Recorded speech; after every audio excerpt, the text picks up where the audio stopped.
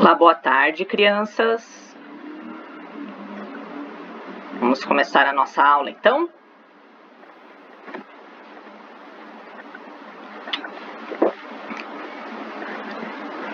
Tudo certinho? Beleza.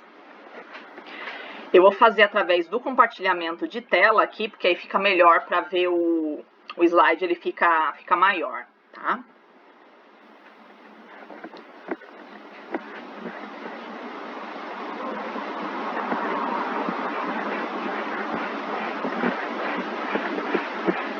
Então, como é que faz aqui? Peraí.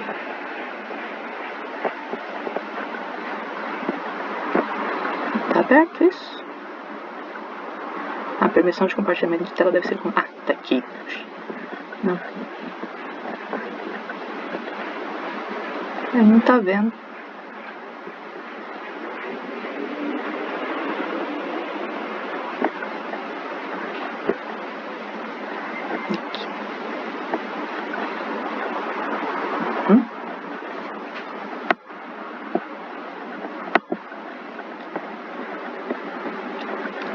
Vamos lá?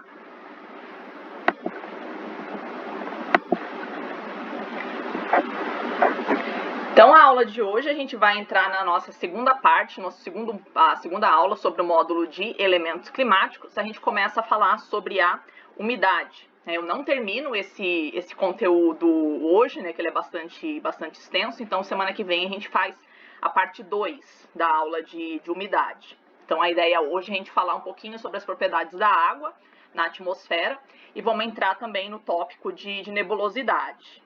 Tá? A água. A gente já tinha visto algumas das propriedades térmicas e físicas e químicas da água de maneira geral. Agora a gente vê tudo isso aplicado para a atmosfera. Tá?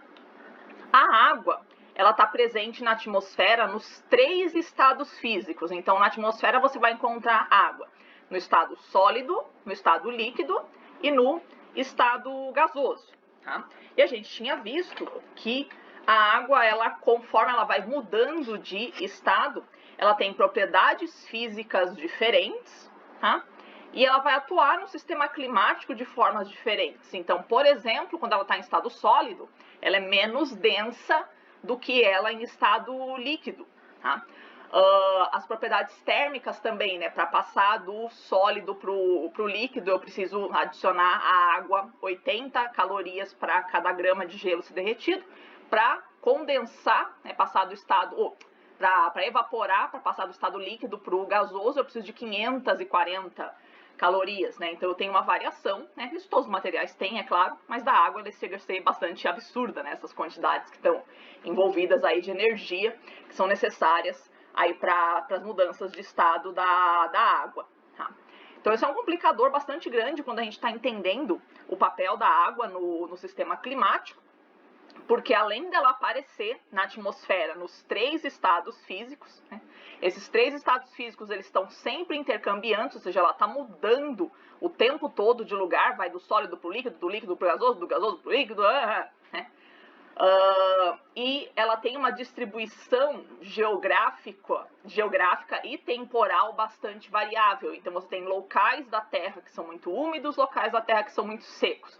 Momentos que são muito úmidos e momentos que são muito secos. A gente tem uma variação muito grande, né, dessa distribuição, né, no espaço e no tempo. Então você pensa, uma substância que está o tempo todo mudando de estado e está o tempo todo mudando de lugar, né, trocando de lugar o tempo todo. Né?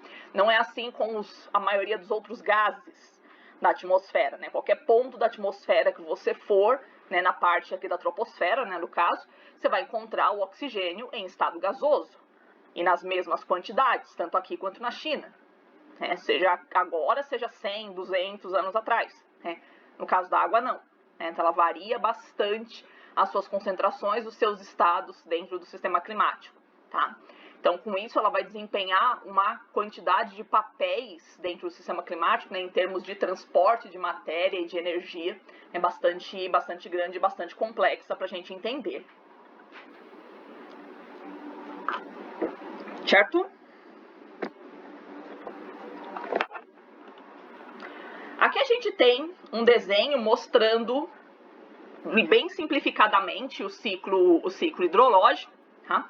Cada uma das quantidades que ele está expressando aqui está em 10 a 15 quilos. Tá? Então, você coloca aqui 15 zeros depois desses números que ele está indicando aqui, para a gente ter uma ideia, né, dos totais e dos fluxos que estão envolvidos em cada um dos elementos que ele está representando aqui nessa figura. Então, por ano, isso daqui, né, uma média anual. Tá? Então, a gente tem que aproximadamente 336 vezes 10 a 15 quilos de água evaporam dos oceanos por ano, tá? Dos quais 300 vão voltar para os oceanos sob a forma de chuva e outros 36 vão ser soprados em direção aos continentes. Então, tinha 336 aqui, 300 volta para o oceano, cai como chuva, né, nos oceanos, e outros 36 ele fornece para os continentes. Tá? Dos continentes, evaporam mais 64 vezes 10 a 15 quilos. Tá? 36 com 64 dá 100. Né? Então, 100 é o que cai de chuva sobre os continentes. Tá? E esses 36 aqui, né, que o oceano tinha fornecido para o continente, não fica no continente, né, volta aqui para o oceano, aqui na forma, né, dos rios, tá? De tal forma que isso que o oceano forneceu para o continente vai voltar para o oceano, então o oceano não vai secar, né, fornecendo água para o continente, tá? Então, algumas coisas que a gente percebe aqui, né? Faz sentido você ter que 300 vezes 10 a 15 quilos de água caem sobre os oceanos e 100 caem sobre os continentes, porque é essa proporção, né, de continentes e oceanos que você tem na Terra, né? 3 para 1. Né? A quantidade de oceano é o triplo da quantidade de continentes que nós temos. Então, é razoável pensar, né, que cai 3 vezes mais chuva nos oceanos do que nos continentes. Mas se você for pensar por metro quadrado, aí daria equivalente, tá? Aquilo que o oceano fornece para o continente, ele devolve, né, na forma de água dos rios, né, de forma que fica equilibrado, tá? Mas o que eu gosto mais de chamar atenção nessa figura é com relação à quantidade de água, né, envolvida na evaporação dos oceanos. Porque toda vez que a gente vai falar sobre o ciclo hidrológico, né, nós professores vamos falar sobre o ciclo hidrológico, a gente desenha, né, faz um desenho super detalhado sobre uma série de processos que acontecem no continente, né, coloca as florestas, né, a água dentro dos seres vivos, a água que está circulando na atmosfera, que ele coloca aqui, né, também 13 vezes 10 a 15, ou seja, que está em circulação, né, que está intercambiando o tempo todo, né, mas o saldo, né, você tem essa quantidade de água na atmosfera. Então, a gente representa os processos, né, a água subterrânea, né, os processos que acontecem nos continentes de uma forma super detalhada. E aí, lá no cantinho da figura, a gente coloca ali a água, no final das contas, ela vai para os oceanos, né? Como se os oceanos fossem um mero coadjuvante em toda essa história do ciclo hidrológico do planeta. Né? Então, tipo, o que acontece nos continentes a gente sabe muito bem detalhado, né? E o que não acontece nos oceanos a gente não sabe, né? Tipo, olha o tamanho dos oceanos, olha a quantidade de água que tem nos oceanos, né? E a gente, na hora de vai falar de ciclo hidrológico, a gente despreza os oceanos, né? Como que dá certo um negócio desse? Não dá, né? Então, sempre lembrar de chamar atenção para isso, tá? A Terra tem oceano, né? Parece que a gente esquece, mas a gente tem que sempre se lembrar que a Terra tem oceano. E quando você vai falar sobre água no planeta, você tem que enfocar essa importância da questão dos oceanos. Então, chamar atenção para a quantidade de água que evapora dos oceanos, né? E que boa parte, né? 36 e 64 evapora dos oceanos, mas 36 vem do continente, ou seja, boa parte da chuva que vem que cai nos continentes não é produzida nos continentes. ela vem dos oceanos, através dos transportes pela atmosfera, tá?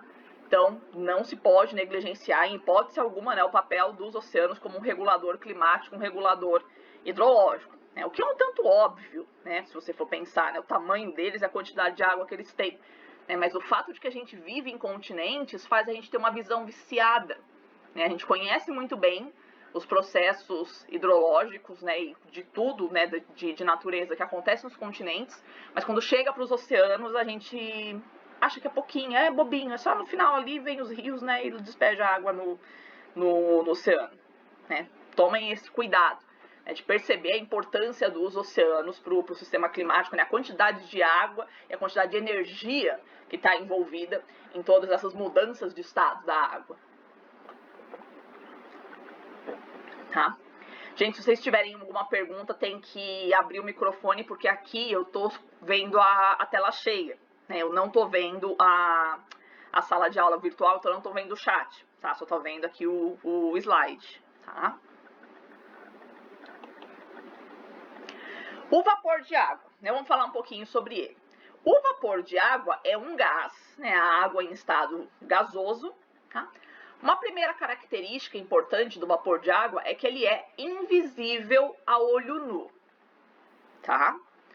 Então, um outro recurso didático incorreto que a gente utiliza é falar sobre o vapor d'água, né? Dar como exemplo o vapor d'água, a fumacinha que você observa saindo da chaleira, tá?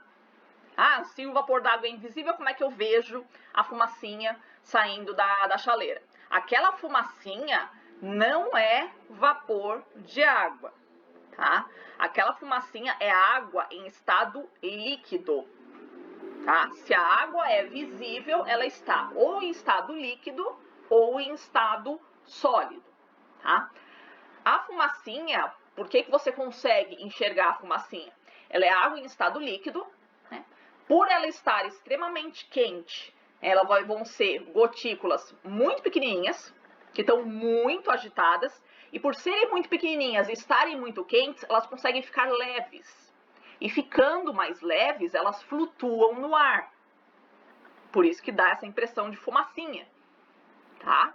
Mas aquilo não é vapor, aquilo não é um gás, tá? Aquilo é água em estado líquido, né? Pequenas gotículas, né? Muito pequenas, muito agitadas por conta da sua temperatura. Ah, vejo fumaça saindo das chaminés também. Tudo água em estado sólido ou líquido. Sólido provavelmente não é, né? Por conta da alta temperatura. Tá? Então é água em estado líquido. A fumaça que você vê saindo de qualquer lugar, né, se está envolvido água, né, é água em estado líquido, tá? Então a gente não vê, né, o vapor de água no ar, tá? O vapor de água, como a gente já viu aqui, que é a molécula de água, né, o H2O, vocês que foram bons alunos de química na escola, vocês se recordam que o hidrogênio tem um número de massa 1 e o oxigênio tem um número de massa 16, tá? Saiu aqui o compartilhamento da tela?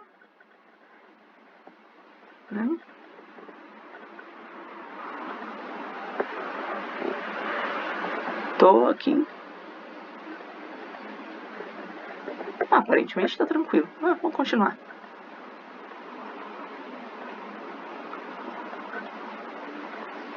Acho que deu problema no Moodle, enfim.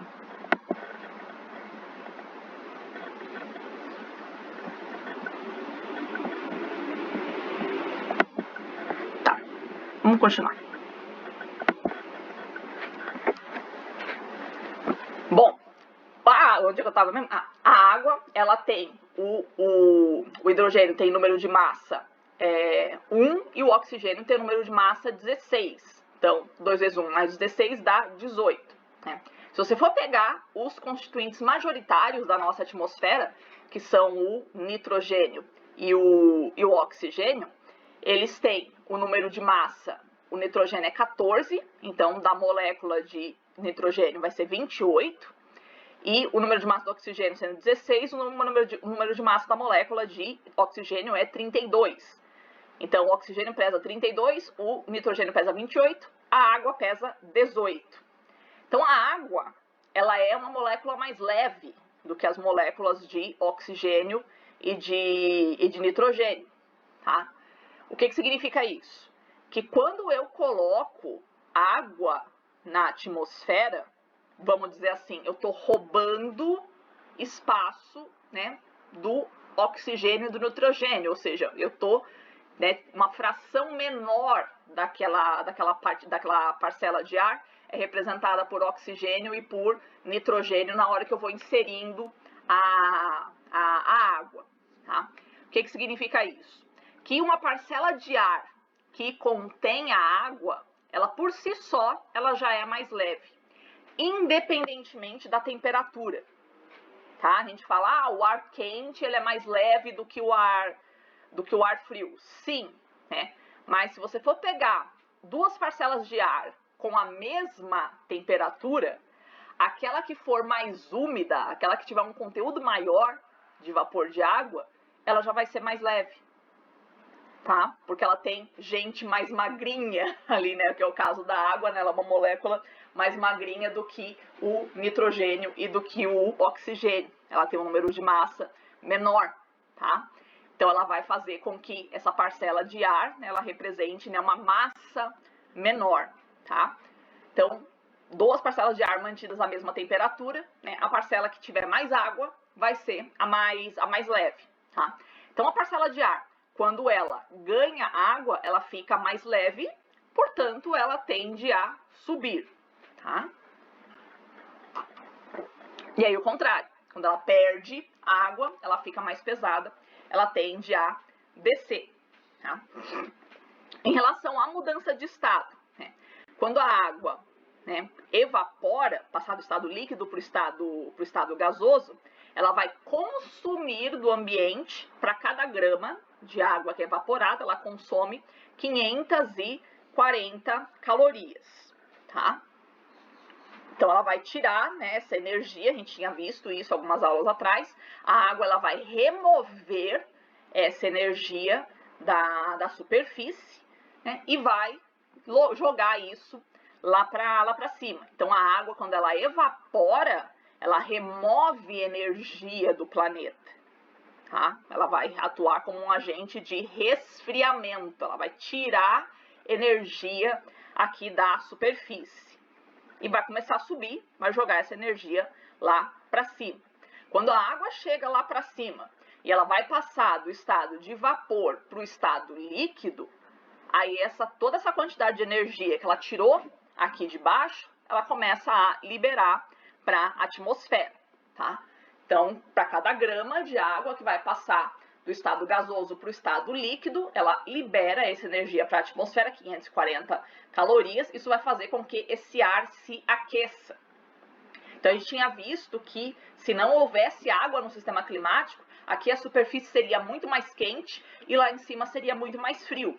Sim, né, porque essa energia se concentraria aqui embaixo. Uma vez que eu tenho água na atmosfera, ela vai se encarregar de pegar esse excedente de energia que tem aqui embaixo e jogar lá para cima. Então ela retira energia daqui de baixo na hora em que a água evapora e na hora que ela condensa lá em cima, ela vai jogar essa energia lá para cima, diminuindo o gradiente adiabático da atmosfera, né? Diminuindo a diferença que existe entre a temperatura aqui embaixo e a temperatura ali em cima, né? Não fica uma diferença tão gritante, tá?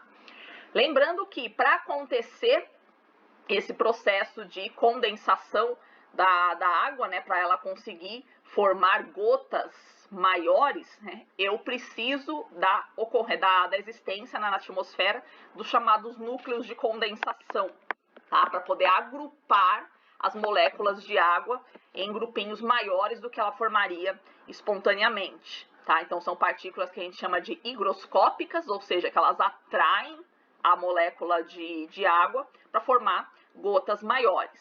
Então, alguns que a gente já tinha visto como exemplos, né? A poeira, né? Poeira de quê? De qualquer coisa, tá? O pólen de plantas, a areia das praias e dos desertos, as cinzas vulcânicas ou cinza de qualquer tipo de queima, tá? Qualquer tipo de matéria, não só dos vulcões, mas qualquer tipo de matéria orgânica queimada também serve como núcleos de condensação. O sal, que vocês conhecem bem, né, o saleiro em dias úmidos, que ele fica grumento, né, porque ele atrai as moléculas de água. E o mais importante núcleo de condensação que existe na atmosfera é o ácido sulfúrico. Tá? Não se assustem, né, a nossa atmosfera contém partículas de ácido sulfúrico que são produzidos naturalmente, né, tanto pelos ecossistemas quanto pelos vulcões. E o ácido sulfúrico ele é extremamente higroscópico, ele atrai bastante as moléculas de água. Tá? Então, se a nossa atmosfera não tivesse ácido sulfúrico, muito provavelmente a gente teria muito pouca nuvem, né, sendo formada na nossa atmosfera. Então, eles têm um papel fundamental aí na produção do ciclo hidrológico como a gente conhece. Tá? Alguns conceitos aqui que a gente vai trabalhar em climatologia. O conceito de umidade absoluta e umidade específica. Vamos fazer a comparação entre esses dois conceitos. Nós chamamos de umidade absoluta a razão entre a massa de água, né, pelo volume do ar. Então, a quantidade de água em gramas, em quilos, whatever, né, que você tenha, né, pelo volume de ar, em metros cúbicos, em quilômetros cúbicos. Né. Aqui a gente está utilizando como exemplo de unidade de medida, né, em gramas por metro cúbico, ou seja, quantos gramas de água eu tenho num cubo de ar de 1 metro por 1 metro por 1 metro de aresta. Tá? Então, esse é o conceito de umidade absoluta, né, massa por volume. Então, pega essa figurinha que tem aqui do lado esquerdo, né, para a gente ver o que significa, né, o conceito de umidade absoluta. Eu tenho a bolinha 1 e a bolinha 2 de ar. Tá? A bolinha 1, ela tem 1 metro cúbico de volume. A bolinha 2 tem 2 metros cúbicos de volume. Ela tem o dobro do volume da de baixo. Nas duas, eu tenho 20 gramas de água. Qual delas vai ter a maior umidade absoluta? Tá? Se as duas têm a mesma quantidade de água, vai ter maior umidade absoluta a que tiver o menor volume.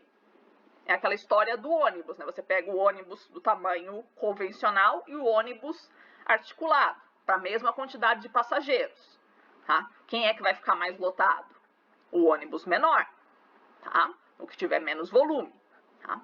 Então, a bolinha 1, que tem 20 gramas de água em 1 metro cúbico de ar, ela vai ter 20 gramas por metro cúbico. Tá? A bolinha 2, que tem 20 gramas de água para 2 metros cúbicos, ela já vai ter 10 gramas de água por metro cúbico. Tá? Então, veja, a quantidade de volume, né, faz com que a umidade do ar ela diminua, né, comparativamente. Tá? Ao mesmo essa quantidade de água, né, para um dado volume de ar, ela pode representar um total maior ou menor. Tá? O conceito de umidade específica é uma razão entre massas. Então, se é uma razão entre massas, ela não vai mudar. Tá? Não importa se eu mudo o volume. Tá? A umidade específica não está considerando a mudança de volume. Então, nesse mesmo exemplo aqui, que eu tiver, né, uma parcela de ar de 1 kg e uma parcela de ar que eu aumento o volume, ou seja, eu tornei ele mais rarefeito, mas eu não mexi na massa, né, continua sendo 1 kg de ar, e nas duas eu tenho 1 grama de água, as duas vão continuar com a mesma umidade específica, né, 1 grama de água para cada quilo de ar. Tá? Então, a umidade absoluta é um conceito que relaciona a massa com o volume. A umidade específica é um conceito que relaciona a massa com massa. Então, se eu não mexer mesmo que eu mexa, quer dizer, no volume, eu não vou estar mexendo na umidade específica, porque eu não vou estar mexendo na quantidade de massa, né, de água que está envolvida nesse processo. Tá?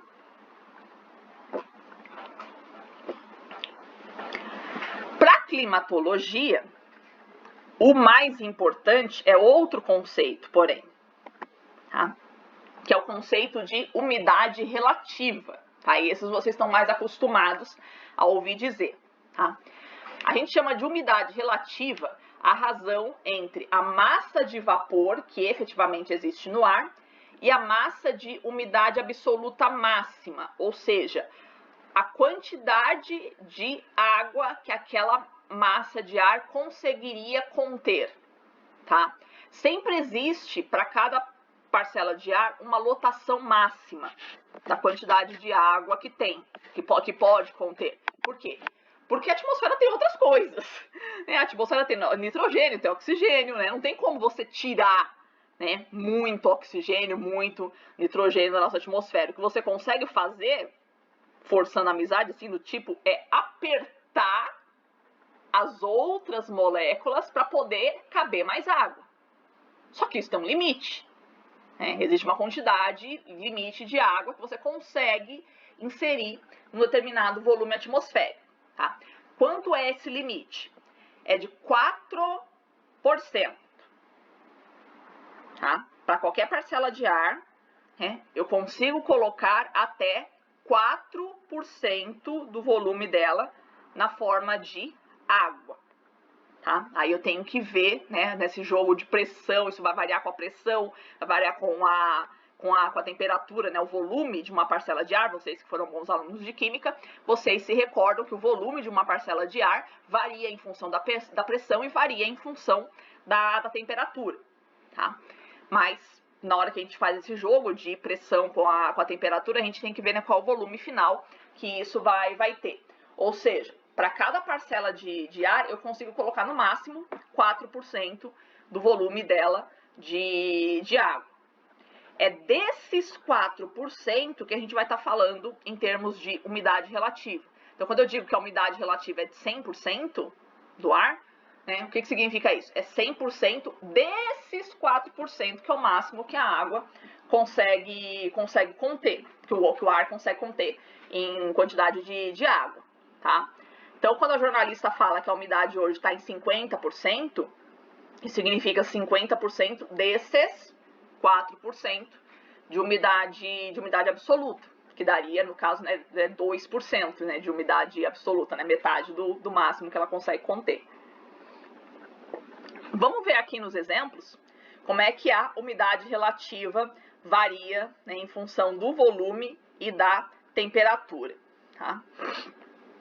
Para uma quantidade, aqui só variando em função, né, da quantidade aqui do volume que ela vai ocupar. Então eu tenho 3 bloquinhos, né, do lado aqui esquerdo primeiro. Eu tenho 3 bloquinhos de água a 20 graus Celsius. Tá? Cada um deles tem uma quantidade diferente de vapor de água aqui. Então, no primeiro bloquinho, eu tenho 3 gramas de água para cada quilo de ar. No segundo bloquinho, eu tenho 7,5 gramas de água. E no terceiro bloquinho, eu tenho 15 gramas de água.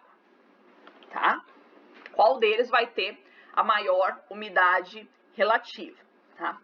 Para a temperatura de 20 graus, ele dá aqui, no exemplo, que a razão de mistura de saturação é de 15 gramas por quilo. O que significa isso? Para uma parcela de ar a uma temperatura de 20 graus, o máximo que ela consegue abrigar de água na forma de vapor é de 15 gramas para cada quilo de água. Então, os 15 gramas seria os tais dos 4%, né, do volume do ar, né, que ela consegue abrigar na forma de água, tá?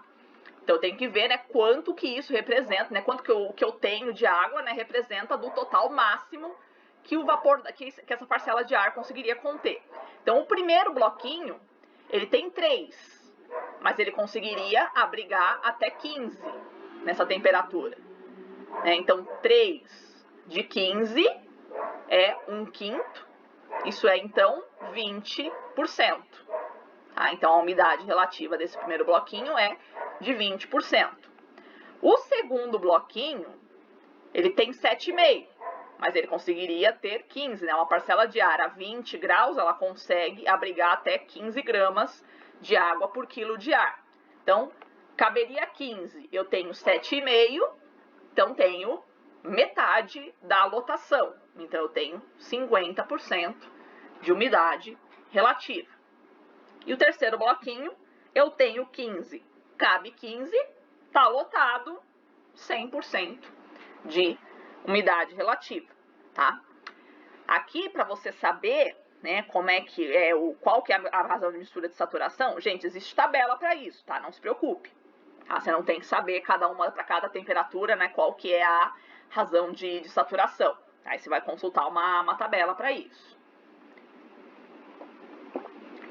Perfeito? Então, mantida a mesma temperatura, qual a parcela de ar que vai ser mais úmida? A que tiver uma quantidade maior de água. Agora vejam que interessante. Eu consigo mexer na umidade relativa sem mexer na quantidade de água que uma parcela contenha. Dá para fazer, né? Como? Mexendo na temperatura. Porque se eu mexer na temperatura, eu vou mudar o volume do ar. Eu vou fazer ele ficar maior volume ou menor volume. E aí vai a história do ônibus mais lotado ou menos lotado. Se eu aumento o tamanho do ônibus, ele não vai parecer tão lotado. Se eu diminuo o tamanho do ônibus, ele vai aparecer mais lotado. Mesma coisa, se eu aumento o volume do ar, aquela mesma quantidade de água que ele tem vai representar uma umidade menor.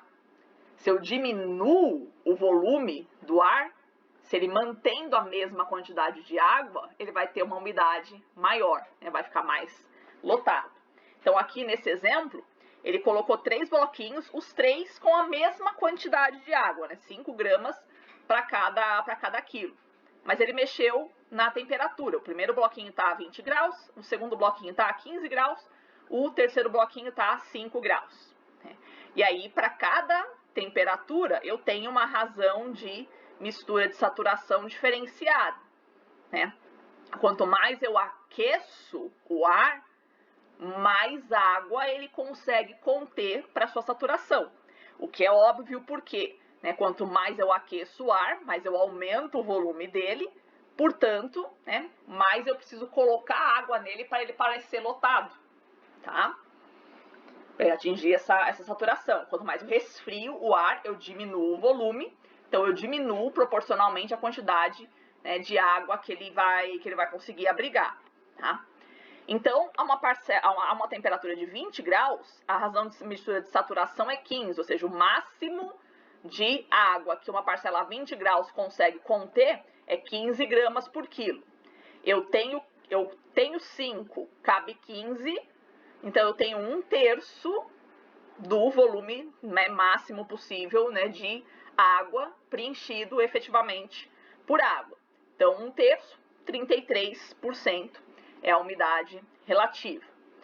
A 15 graus. A 15 graus, a razão de mistura de saturação cai para 10, ou seja, se eu resfrio o ar de 20 para 15 graus, eu diminuo, né, de 15 para 10 a quantidade de água que ele consegue conter. Né? Então, eu tenho 5 gramas, cabe 10, então eu tenho metade preenchida, então é 50%. A minha umidade relativa, tá?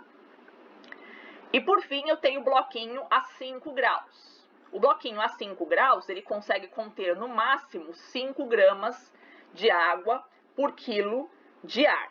Eu tenho 5, cabe 5, eu tô cheia, eu tô com 100% de umidade relativa, tá? Então, eu diminuindo a temperatura do ar, eu aumento a umidade dele, tá? Porque eu diminuo a capacidade de retenção de água do ar. Aumentando a temperatura, eu aumento essa capacidade, então eu vou ressecar o ar. Né? Acho bem interessante isso, né? Você consegue mexer na umidade relativa sem mexer na quantidade de água que está ali inserido, né? Só mudando a temperatura. Isso vai ter algumas consequências bem interessantes ali pro sistema climático, conforme a gente vai vendo, tá? Então, a gente chamaria, né, o ar saturado, né, quando ele está com 100% desses 4% de volume de vapor de água. Então, aqui, ó, a temperatura, né, aqui eu aumento a temperatura, eu aumento a quantidade, né, de água que ele consegue conter, tá? Então, no máximo 4% do volume do ar eu consigo, né, comportar a quantidade, né, de vapor de água. Então, quando a gente fala de umidade relativa, estou falando, né, de quanto desses 4% é que estão efetivamente tomados por água, tá?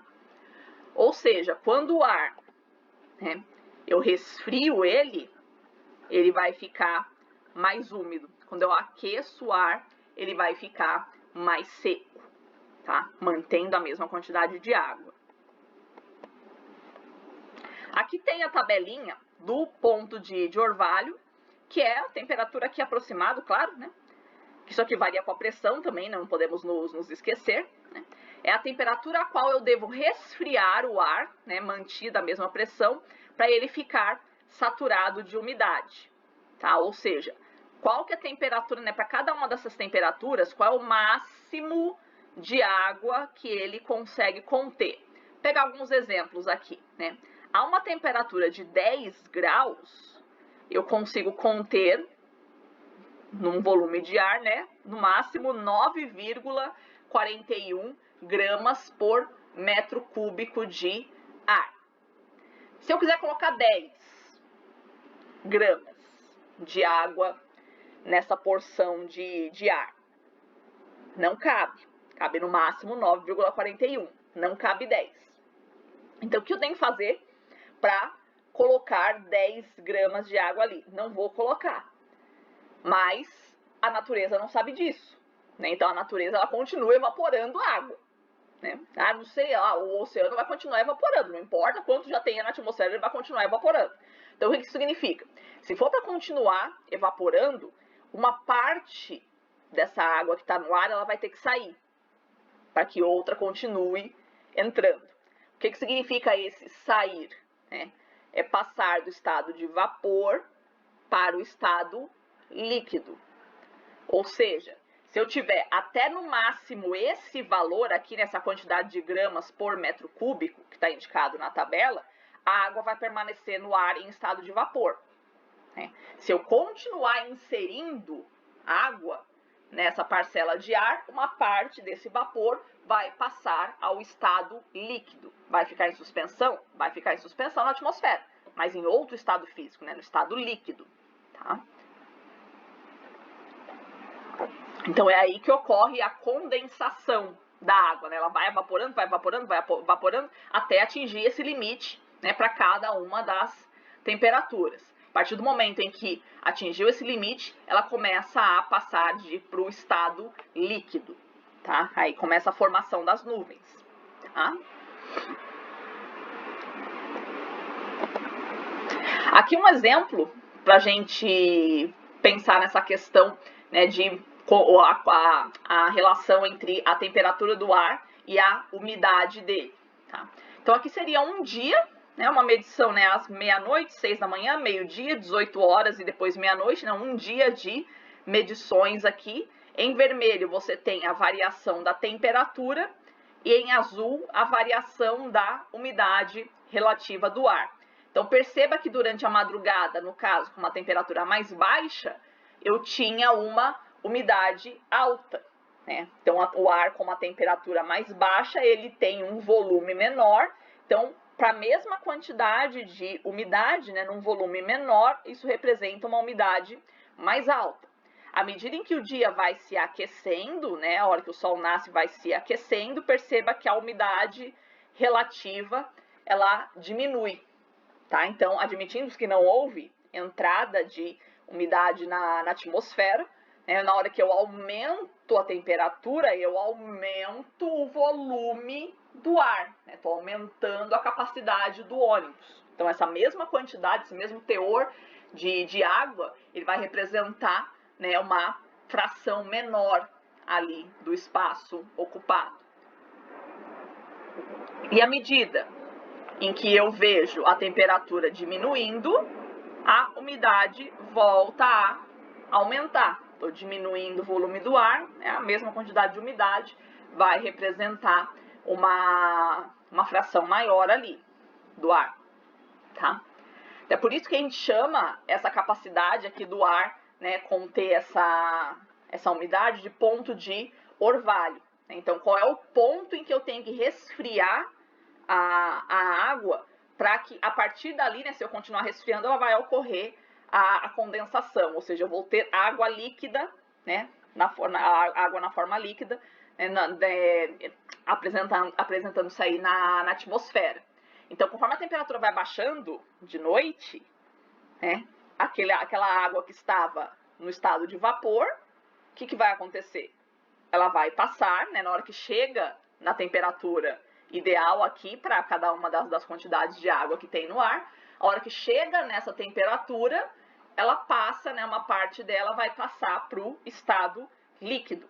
É por isso que a gente tem a formação do orvalho durante a noite, a gente observa isso também no comecinho da manhã, quando ainda está mais friozinho.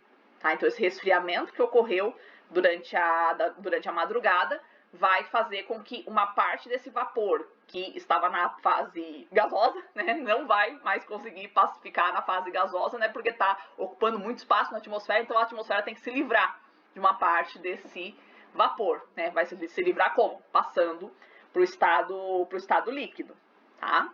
Então isso aqui é o orvalho, por isso que a gente chama de temperatura do ponto de orvalho, né? Vou resfriando, que hora, né, que vai resfriar, né, que hora que vai passar para o estado líquido. Então, para uma parcela de ar que tiver, vamos supor, 10 gramas de água, com 12 ela ainda não vai ocorrer a saturação, mas com 10 ela já ocorre, né? Então, uma parcela de ar que tiver 10 gramas de água por metro cúbico, estando a 10 graus, ela já vai ter a ocorrência do orvalho, tá? Então, quanto mais úmido o ar, menos eu tenho que resfriar ele para que ocorra o ponto de orvalho. Quanto mais seco tiver o ar, né, mais eu tenho que resfriar para que aconteça o orvalho. Certo? Alguns instrumentos que a gente utiliza para fazer a medição da umidade. Um deles, que é o instrumento portátil, é o psicrômetro. Como é que funciona o psicrômetro? São 2 termômetros no mesmo aparelho, aqui uma armação de madeira. Você tem 2 termômetros comuns, tá? Os 2, eles são vazadinhos aqui, você tem que mandar o marceneiro deixar um espacinho aqui no bulbo, que é essa bundinha do termômetro, onde você tem o metal ali que vai sentir a variação de temperatura. Os 2 estão vazadinhos na madeira, ou seja, não existe nada tocando neles, ele está totalmente envolvido por ar, tá? Um deles você deixa só com ar, e no outro você coloca um barbantinho, tá? Você envolve com barbante. Esse que você não colocou nada, a gente chama de termômetro de bulbo seco. E o segundo, que colocou o barbantinho, a gente chama de termômetro de bulbo úmido. Por quê? Porque você vai colocar água nele, tá? Você vai pegar a garrafinha e vai jogar água nessa gazezinha, tá? Por quê? Como é que ele vai fazer a medição da umidade do ar? Você que já estendeu roupa no varal, você sabe que quando o dia está úmido, ela demora mais para secar. Quando o dia está mais seco, ela seca mais rápido. Então, qual é a ideia? O tempo que levar para secar o barbantinho, você faz uma inferência aí da quantidade de umidade que o ar tem. Ou seja, se o barbantinho secar muito rápido, significa que o ar está muito seco. Se o barbantinho demorar mais para secar, né, eu vou dizer que o ar está mais úmido. Eu vou ficar esperando a boa vontade do barbantinho secar? Não. Então, a gente convenciona, né, um tempo limite ali de 1 minuto. Eu vou, então, molhar o barbantinho e vou ficar girando o psicrômetro, por isso que ele tem o barbante ali, acoplado ali lá em cima. Vou ficar girando o psicrômetro, não deixe seu amigo muito perto, porque ele pode levar na cabeça.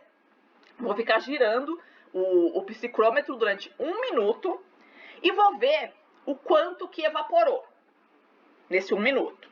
Como que eu faço isso? Para saber o quanto que evaporou se eu não vejo o vapor de água? É o seguinte, concorda que se evaporou a água, isso significa que isso consumiu energia da atmosfera? Porque para evaporar a água absorve energia da atmosfera. Né? Então ela evaporou, ela consumiu energia do ar. Como que vai ser essa medida da quantidade de energia que ela consumiu? Se ela consumiu energia para evaporar, significa que ela tirou energia do ar. Tirar energia significa baixar a temperatura. Sacou? Então eu vou ver o quanto que esse termômetro de bulbo úmido, ele baixou a temperatura dele em comparação com o do bulbo seco. Então perceba que é intuitivo, quanto mais ele baixar a temperatura, significa que ele evaporou água demais, ou seja, o ar está muito seco, tá? Se ele não baixar tanto assim a temperatura, ou então não baixar nada, né, significa que evaporou muito pouca água ou nenhuma, ou seja, o ar está mais úmido, tá? Porque quanto o ar mais úmido o ar estiver, mais fácil ou mais difícil vai ser para evaporar. Então eu vou fazer a partir dessa diferença que existe entre a temperatura do bulbo seco e a temperatura do bulbo úmido. Então, a temperatura do bulbo seco, ele está medindo a temperatura do ar, normal, aquilo que você sente, tá? A medição que eu vou ter do bulbo úmido é a quantidade de energia que foi consumida na evaporação da água que eu coloquei no barbantinho. Essa quantidade de energia que foi consumida aí vai ser tanto maior quanto mais seco estiver o ar. Ou seja, quanto maior for a diferença marcada entre os dois termômetros, mais seco estará o ar. Tá? Se a diferença for pequena, significa que o ar está úmido. Se a diferença for grande, significa que o ar está seco. E aí a gente vai para a tabela para a gente poder fazer essa relação. Como é que você lê essa tabela? Aqui nas linhas, aqui na vertical, aqui ó, linhas na vertical é ótima, né? Tá nessa coluna aqui da mais para a esquerda, você tem os valores de temperatura do bulbo seco, tá? E aqui para as colunas aqui eu tenho a diferença que existe entre a temperatura do bulbo seco e a do bulbo úmido. Aí você vai cruzar os dados para você encontrar qual que é o valor da umidade relativa. Então vamos ver alguns exemplos aqui.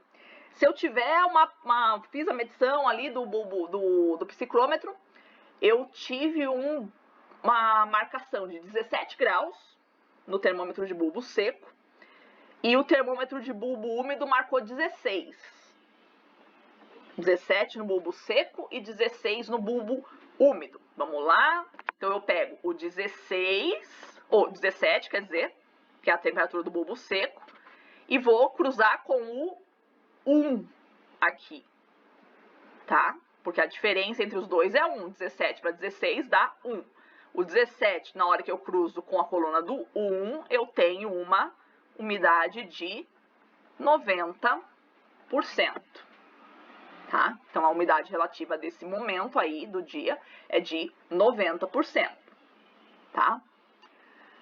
Passa algumas horas, mantive a temperatura. 17 graus, eu vou girar o psicrômetro e ele vai estar, depois né, de 1 minuto, o termômetro de bulbo úmido vai estar marcando 14 graus.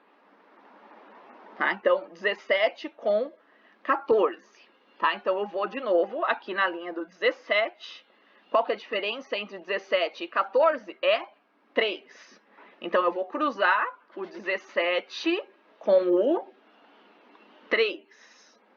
Isso me dá é isso mesmo? 72%. Percebe? Aumentamos a diferença entre a leitura do termômetro de bulbo seco e a do termômetro de bulbo úmido. Isso significa que o ar está mais seco. Nossa primeira medição tinha dado 90%, a segunda medição já dá 72%, tá? Então pode reparar isso na tabela. Quanto mais para a direita você vai, né, menores ficam os valores de umidade para uma mesma temperatura, né? Porque quando eu aumento a diferença, né, dada pelo termômetro de bulbo seco, significa que ele evaporou muito rápido aquela quantidade de água, né, consumiu muito rapidamente essa energia, evaporou muito rápido, então significa que o ar está muito seco, é o que você observa no varal. Tá? Então assim que a gente cruza, né, vê a temperatura do bulbo seco, vai ter a diferença que tem para a temperatura do bulbo úmido, cruza os dados na tabela. No mundo real, a vida do meteorologista é um pouco mais difícil do que isso, tá? Porque isso daqui, pessoal, essa tabela é para valores ao nível do mar, tá? Se você mudar a pressão do ar, esses valores vão mudar também, tá? Então, para cada nível de pressão, eu preciso de uma tabela psicométrica diferente. Então, isso aqui é só um recurso didático que eu estou mostrando para vocês, tá? No mundo real, o trabalho do meteorologista mesmo, ele tem que cruzar os dados, né, da variação do bulbo seco, da variação do bulbo úmido com a pressão do ar, tá?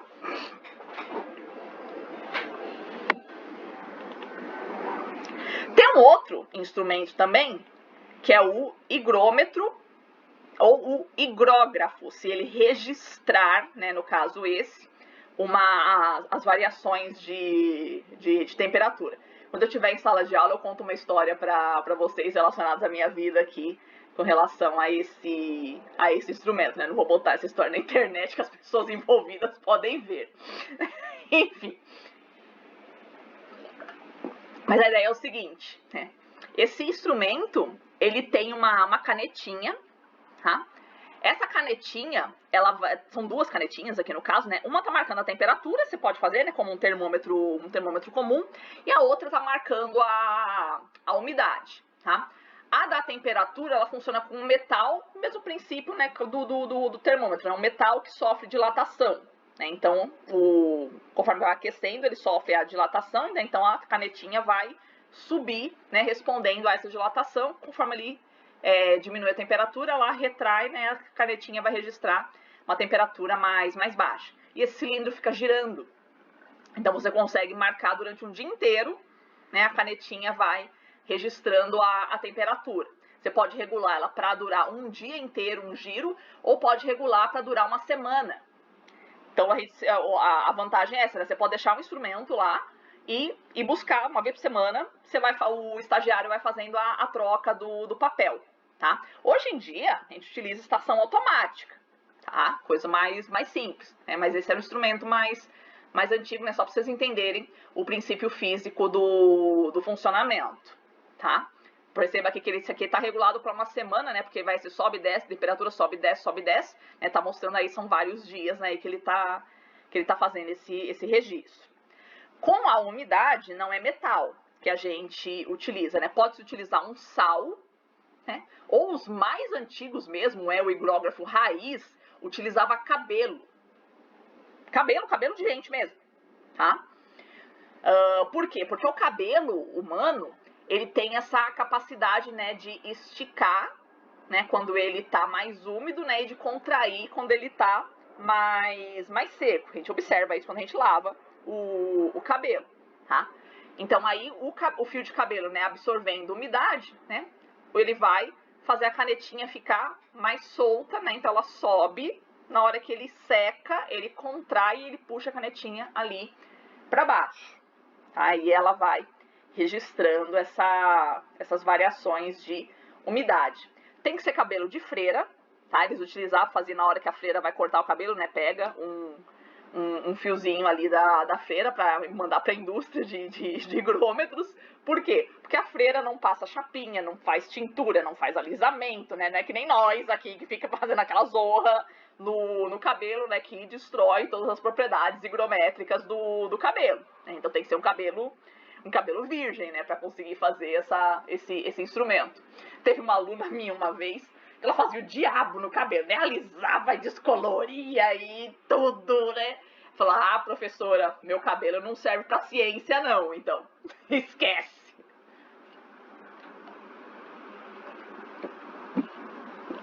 Tá? Bonitinho? Então essas as formas que a gente tem para fazer a medição da umidade relativa do ar, né? Então tanto o psicrômetro quanto o higrômetro. Tá? Então o psicrômetro ele faz uma medição indireta, né? Que ele mede em relação à temperatura do ar, né? Ele faz uma relação entre a quantidade de ar, de ar evaporado, de água evaporada, né? Transformando essa relação em temperatura. Né? O higrômetro ele vai direto, né? Ele já pega a quantidade de umidade direta mesmo ali, né? Atuando no sal ou no cabelo. Tínhamos visto isso daqui, né? Então, resumindo toda essa parte que a gente viu até agora, né? Quando o ar ele se aquece, ele abriga mais vapor d'água e quando ele resfria, ele consegue abrigar menos. Então, por tudo isso, a água ela vai se comportar como um importante regulador térmico do planeta, pela quantidade de energia que ela consegue remover aqui da superfície e jogar lá para cima. Então, isso vai resultar, né, no que a gente já tinha visto, né, para diferentes ambientes, né, ambientes que são caracterizados pela homeotermia e ambientes que não são homeotérmicos, ou seja, que não conseguem manter uma constância de temperatura. Ambientes que você tem um teor de umidade maior, você consegue manter a homeotermia do ambiente, ou seja, não tem variações muito bruscas de temperatura. Porque durante o dia não fica tão quente, porque a água vai absorver uma parte da energia incidente, né? E durante a noite não fica tão frio, porque a água disponível no ambiente começa a liberar essa energia para o ambiente. Né? Ambiente desértico, ambiente de montanha, né? Tudo quanto é tipo de ambiente mais seco, né? Não vai ter essa homeotermia garantida. Então, durante o dia bate o sol desgramento, vai ficar um calor desgramento. A hora que o sol baixar, não teve água para ficar absorvendo toda essa energia, aí eu vou ter uma baixa muito brusca da temperatura. Tá? Então, ambientes que são caracterizados pela umidade são ambientes não é homeotérmico. Homeo quer dizer constante, né? Manter a temperatura constante. Não constante, né? Mas constante, vocês entenderam. Conforme a parcela de ar vai subindo, né? Ela absorveu energia aqui embaixo, né? Absorveu energia, absorveu a umidade, ela vai ficar mais leve, né? Mais leve duas vezes, né? Mais leve porque ela é mais quente e mais leve porque ela tá com mais água. Então, absorveu energia aqui embaixo, absorveu água, ficou mais leve e ela subiu. No que ela sobe, essa parcela vai se resfriando, né? No que ela se resfria, né? Aumenta diminui no que ela se resfria, ela vai perder essa energia para o ambiente, né? Essa parcela de ar, ela vai liberando energia para o ambiente e vai fazendo ela subir cada vez mais, né? Então são várias etapas de vou subindo, libera energia para o ambiente, isso faz a parcela de ar subir mais, libera energia para o ambiente, vai fazendo ela subir mais, vai liberando energia para o ambiente, vai fazendo ela ter energia para subir mais, e vai subindo, até onde? Vai subindo até a hora que ela tiver energia para subir, tá? Na hora em que ela não tiver mais energia para continuar subindo, né, para fazer a sua ascensão, né, é a hora em que essa água vai passar para o estado líquido, tá? Vai fazer o processo de condensação e aí eu tenho a formação das nuvens, tá? Então, de novo, nuvem é água em estado ou líquido ou sólido, tá? Nuvem não é vapor, tá? Vapor de água você não vê. Se você tá vendo a nuvem, né, ela é líquido ou sólido, tá?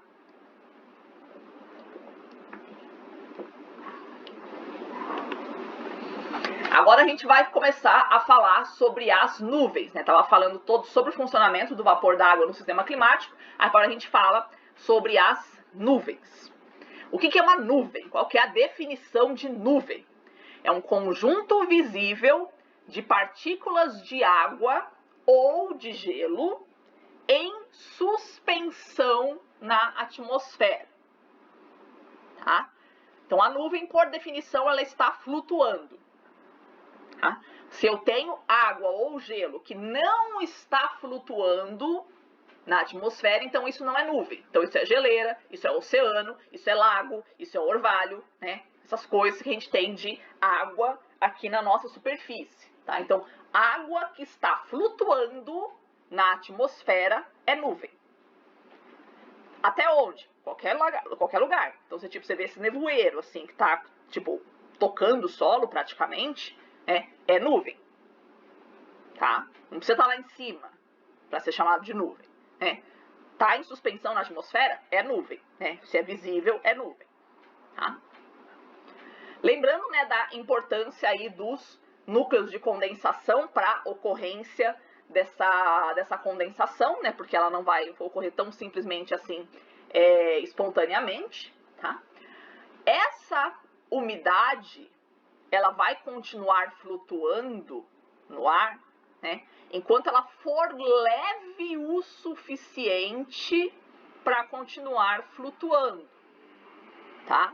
Ou seja, eu tenho movimento, a atmosfera está movimentando, tem o vento indo para cá, para lá, né? Como diz a Dilma, de lá para cá, daqui para lá, o vento vai se movimentando, vai levando essa umidade aí pela atmosfera. Se essas correntes, né, esse movimento da atmosfera forem mais fortes do que a gravidade, essa água vai continuar flutuando, tá?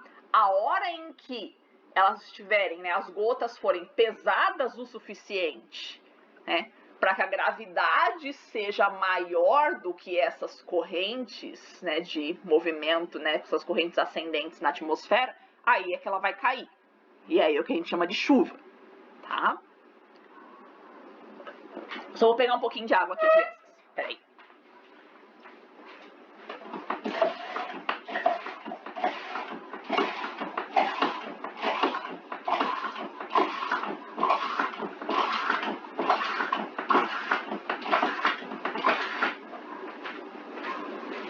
Voltei.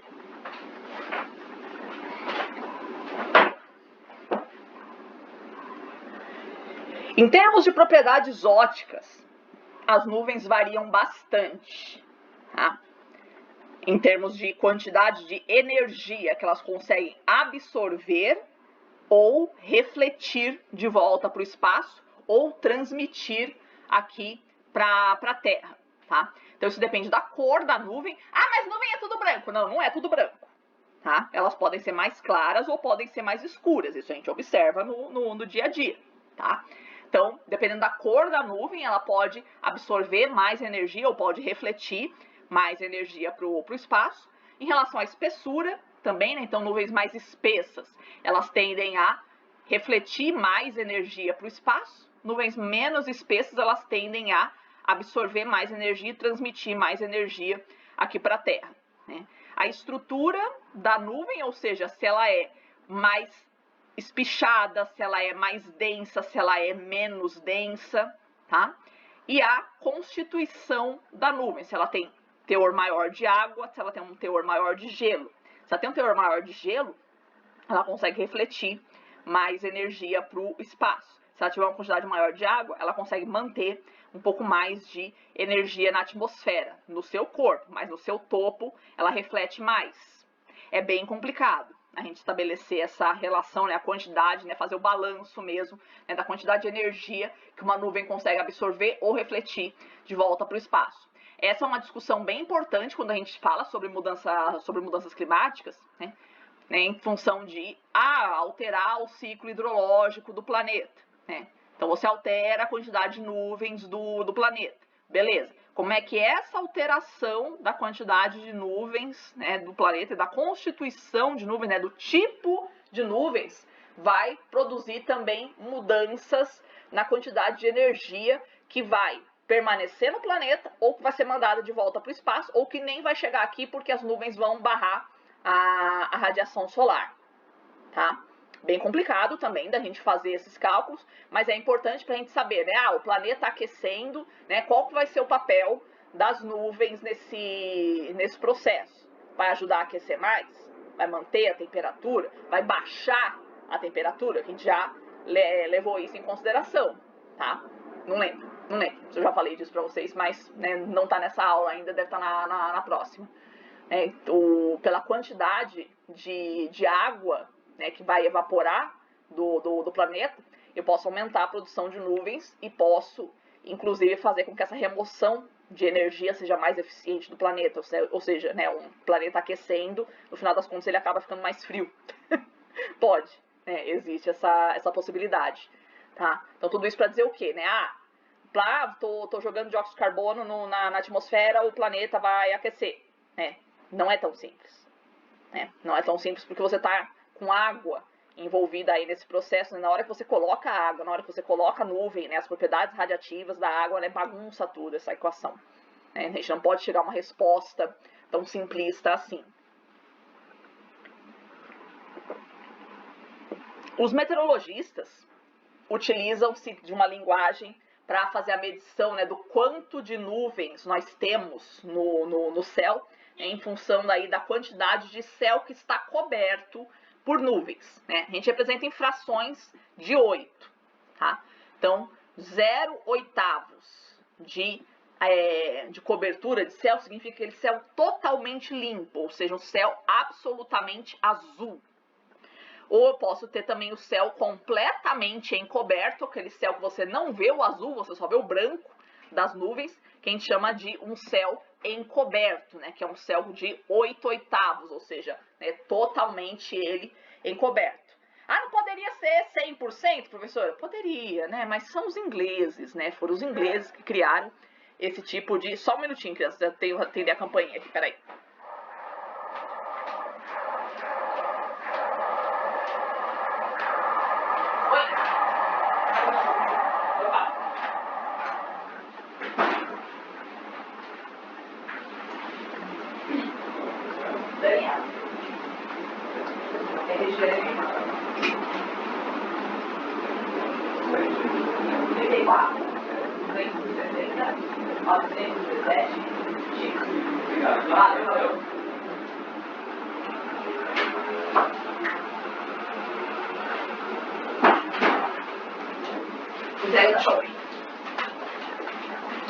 Coisas do EAD, né, crianças? Ou é o carro do ovo, ou é o cara da Shopee, né? Sempre aparece alguma coisa. Mas vamos voltar. Então, os ingleses, né, criaram esse sistema de medição que poderia ser de 0 a 100%, beleza, né? Mas eles criaram assim, né, como o sistema deles, né, eles utilizam essas frações, né, 8, 16, 32, 4, nessas potências de 2, não é esse sistema que a gente utiliza no meteorologês até hoje, né, para fazer a medição de céu, tá? Então você pode ter o céu totalmente limpo, o céu totalmente encoberto, a gente chama de céu parcialmente encoberto, né, em função aí de várias variações aí em cima desses do 0 até o 8. Então você observa, metade do céu tá, aproximadamente metade da área do céu está coberta com nuvens, então eu digo que é uma cobertura de 4/8. Professora, eu não posso falar meio em vez de falar 4/8? Não, meu amor, são os ingleses, né? É 4/8, tá? No olhômetro mesmo, tá, crianças?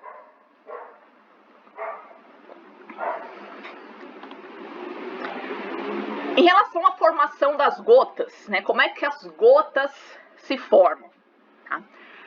Em primeiro lugar, né, se eu olhar e falar, não tô dentro da nuvem, né, para saber como é que as gotas se formam e qual a importância disso. Tem uma importância muito grande, porque é um sonho muito grande, muito antigo da humanidade, fazer chover onde não chove. Sacou? Então aí eu vou me preocupar, né? Então, o que acontece lá no íntimo das nuvens, né? Para que eu tenha água, eu tenha nuvem, mas mesmo assim essa desgraçada não chove. Tá? A gente observa isso, né? A gente tem áreas muito secas, vamos pensar, por exemplo, sertão do Nordeste, você olha para o céu, tem nuvem, mas não chove. Então, o que acontece ali, né, dentro da nuvem para que não consiga chover e o que eu posso fazer para potencializar essa chuva? Um sonho bem antigo da humanidade, a gente conseguir fazer isso, né, conseguir fazer essa mudança na circulação atmosférica para produzir chuva. Então, eu preciso entender como é que funciona, né, o processo de formação de gotas e como é que eu posso potencializar isso, né, fazer com que as gotas que não são gotas precipitáveis, ou seja, elas são ainda muito pequenininhas, elas consigam ir se juntando para formar uma gota maior, ou seja, uma gota precipitável, né, uma gota suficientemente grande para que ela consiga precipitar, tá? Isso ainda não é muito claro dentro da meteorologia, né, como é que funcionam todos esses processos, né, mas a gente tem aí dois principais mecanismos que são conhecidos para a formação das gotas. Por condensação, ou seja, simplesmente passando, né, do estado de vapor para o estado líquido, a gente consegue fazer gotas de até no máximo 20 micras. Uma micra é 10 a menos 6 metros, tá? Então é 1 milímetro dividido por 1000. Tá? Isso é muito pequeno. Isso é muito pequeno para a gente conseguir, né, formar uma gota precipitável mesmo. Né? Então, simplesmente acontecendo a condensação, né, simplesmente a formação de nuvens, isso não significa que vai chover. A gente observa isso no cotidiano, né? Tem nuvem, não necessariamente vai chover. Tá? Então, eu preciso, para formar gota precipitável, eu preciso que essas gotas fiquem maiores. Né? Então, só condensação não funciona. Né? Eu preciso, né, dos núcleos de condensação, né, aquilo que a gente estava falando, né, sobre as coisas mais, as substâncias higroscópicas, para poder atrair mais água. Tá? Em nuvens de ambiente tropical, né, nuvens quentes, né, esse processo de formação das gotas se dá pelo processo que nós chamamos de colisão e coalescência. Em que consiste isso? Basicamente, a partir do momento que eu tenho, aleatoriamente, uma gota maior, ela vai atraindo as gotas menores, tá? As gotas menores vão colidindo com ela e vão sendo absorvidas, né? Essa absorção que a gente chama de coalescência, tá? Essa gotinha menor de água entra na maior e vai fazer parte dela agora, tudo junto e misturado, tá? Então, assim que nas nuvens tropicais eu tenho a formação de gotas precipitáveis. Nas nuvens frias, típicas de ambientes tropicais e polares, a formação das gotas se dá através do que nós chamamos de processo Bergeron, que consiste que, a partir da existência de cristalzinhos de gelo pequenos e as moléculas de água em volta, né, o cristal de gelo, na hora que a molécula de água toca nesse cristal de gelo, ela vai sendo incorporada também ao cristal de gelo, fazendo ele se transformar em cristais maiores. Tá? Aí eu tenho a formação de neve, ou então, né, se ela cair, encontrar, né, camadas mais quentes da atmosfera, pode até ter sido neve ali no começo da precipitação, mas ela cai aqui na superfície sob a forma de chuva. Tá? Como é que dá para potencializar isso? No caso das nuvens tropicais, o melhor núcleo de condensação mais barato, mais economicamente viável que nós temos é o cloreto de sódio, sal de cozinha. Né? Então, jogando sal na atmosfera mesmo. Né? Tem agricultor que faz isso, né? Pega o avião, né? Sai jogando sal na atmosfera, né? Para conseguir formar as nuvens mais densas, né? Fazer essas gotas ficarem mais precipitáveis. No caso das nuvens temperadas, é iodeto de prata. É um outro sal também, né? Mas não é o sal de cozinha. Né? É um pouco mais difícil de obter. Tá? Você pensa, muito legal, né? Fazer com que a gente consiga produzir chuva, né, sobre campos agrícolas mais secos, né?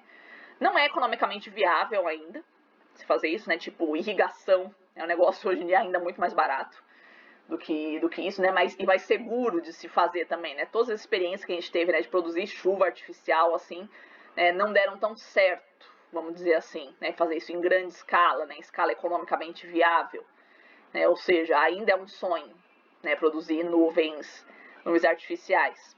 Eu costumo dizer que é um sonho relativamente perigoso até, né, porque vai que isso cai na mão do Putin, alguma coisa assim desse tipo, a gente exagera na dose. Vamos pensar, dá para exagerar na dose, né, e fazer umas chuvas efetivamente muito catastróficas sobre os locais. Né? Isso não é uma possibilidade descartada. Né? Transformar o clima numa arma de guerra. Dá para fazer. Tá? Que o Putin não me ouça.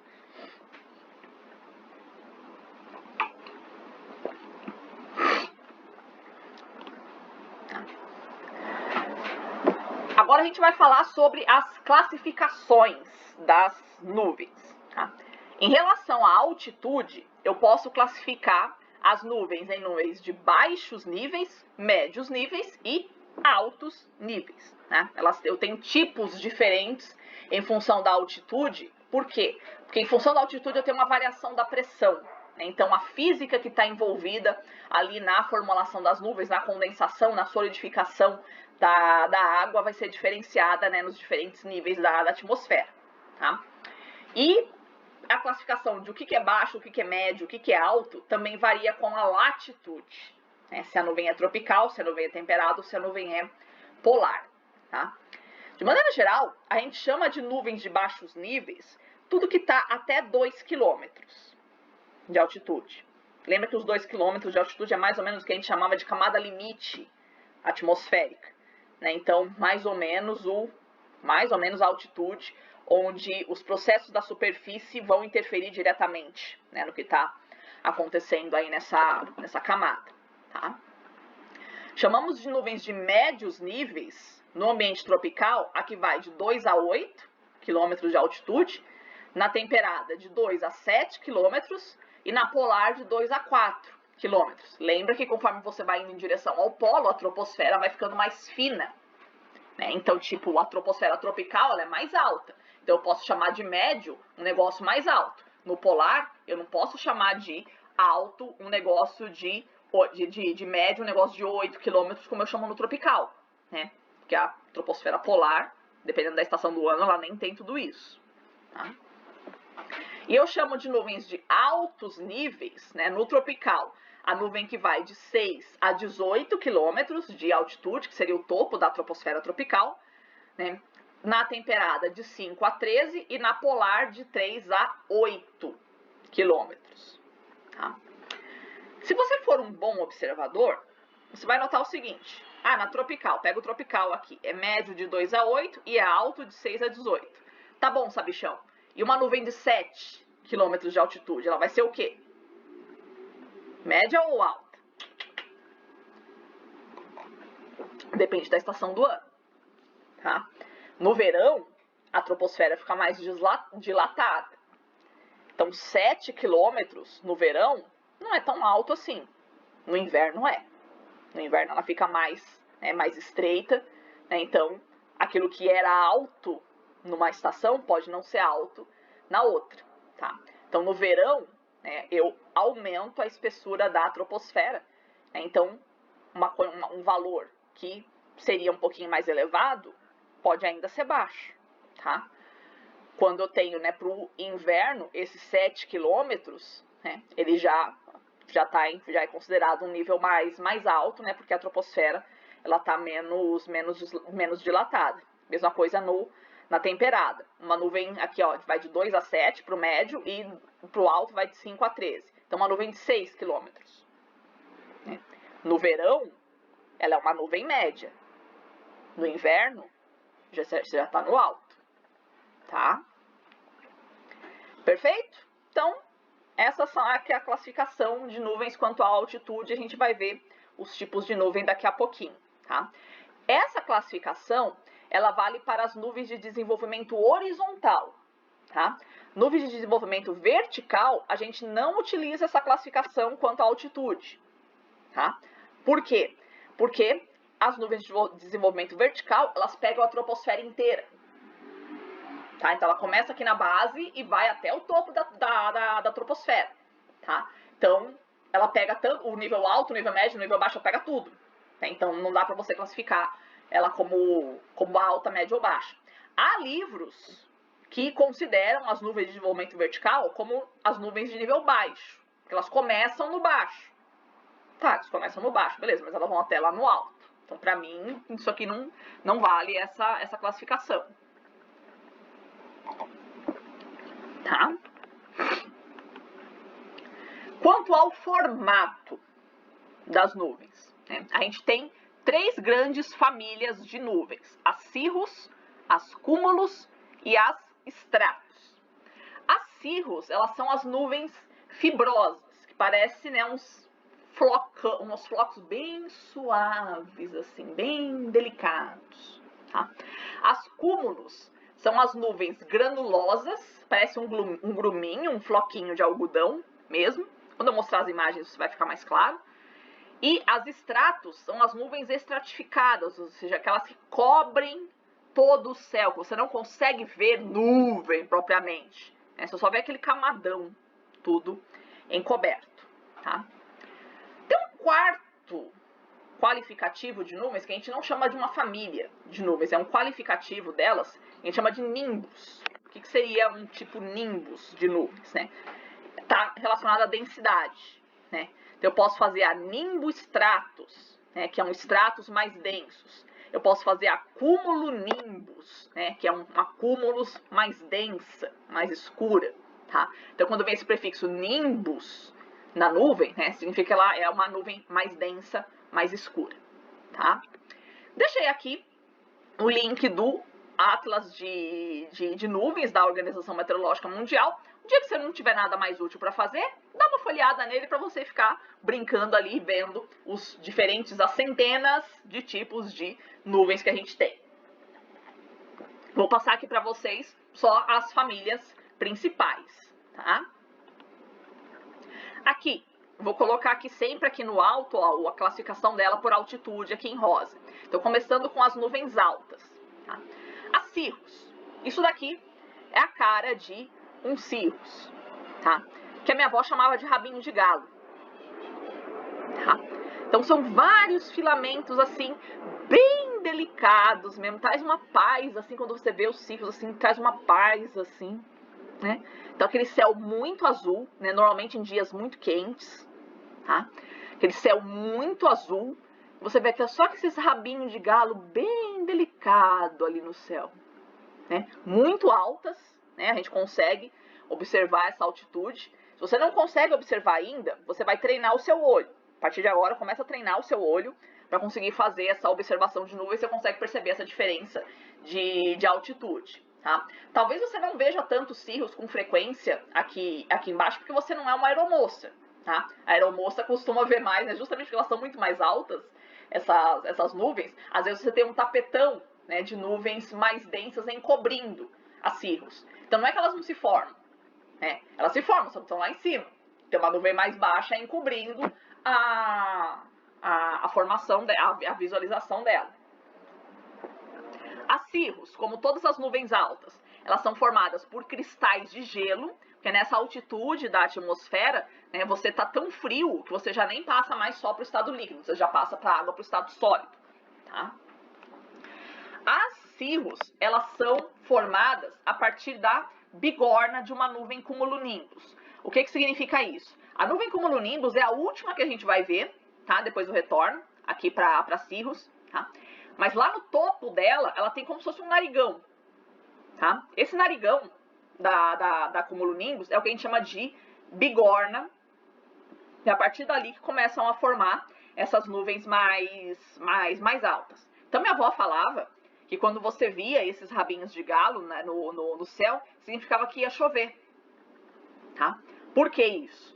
Justamente porque as cirros, elas são formadas a partir de uma cumulonimbus, que é a nuvem de tempestade.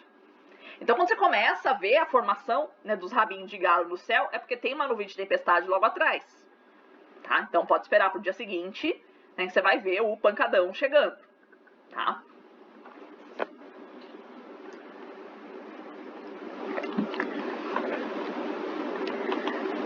Quando eu faço essa nuvem delicadinha, né, que é a cirrus, fazer ela virar floquinhos, né, aí é a cirrocúmulos. tá? Então eu tenho a delicadeza dos cirros com a floculação, né, do tipo cúmulos, tá? Então elas parecem uns carneirinhos, tá? Estão bem delicadas também, né? Você tem essa impressão realmente, né, de serem muito altas, né? E também serem, né, esses carneirinhos bem delicadinhos.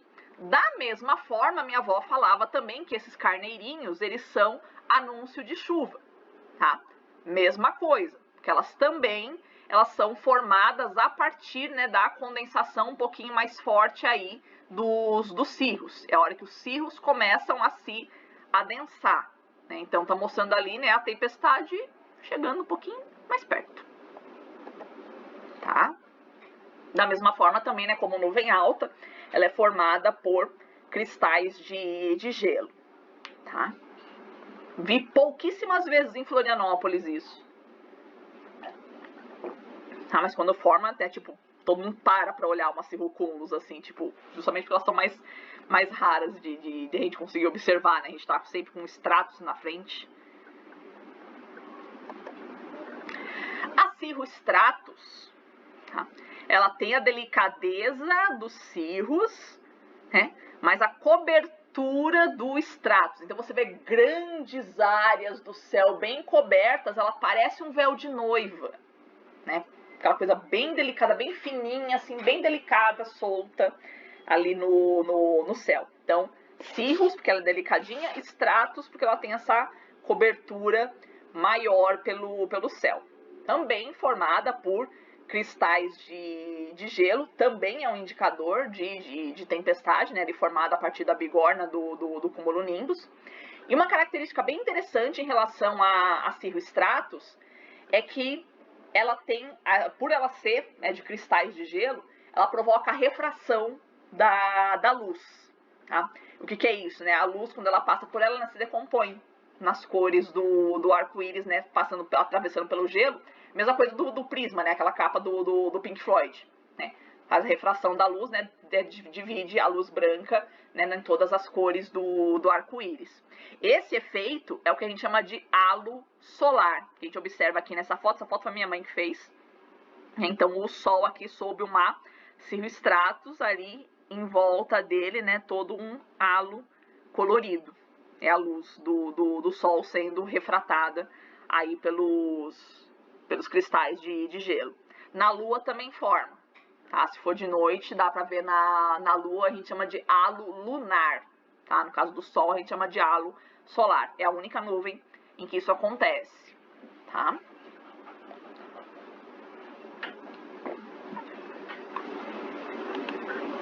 Agora a gente vai para as nuvens de nível médio, tá?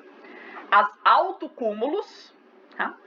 São carneirinhos, mas são carneirinhos assim em filinha indiana mesmo, tá? Ó a diferença do cirrocúmulos pro altocúmulos, tá? O altocúmulos bem enfileiradinho.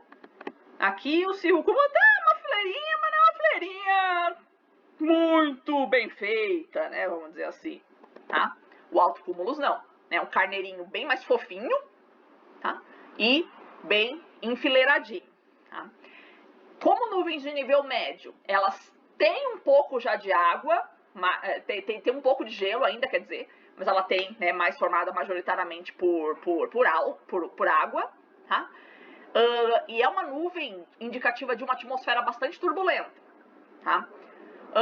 Tenta imaginar isso daqui, né, como se fosse a água, né, arrebentando na praia, como se fossem ondas mesmo, né? Você tem a parte alta e você tem a parte baixa da onda. Mais ou menos isso que está acontecendo aqui. Então, onde tem a nuvem, significa que eu estou tendo corrente ascendente de ar. Onde você está conseguindo ver céu, significa que eu estou vendo corrente descendente de ar. Isso é bem regular, ou seja, está realmente acontecendo uma onda na atmosfera. Então você imagina um avião passando por ali, né? Passando no meio da onda. Então ele vai ficar para cima e para baixo, para cima e para baixo, para cima e para baixo, para cima e para baixo. Tá? Não é recomendável. Tá? Dá para passar? Dá. Mas é o momento que você vai enfrentar turbulência no voo. Tá?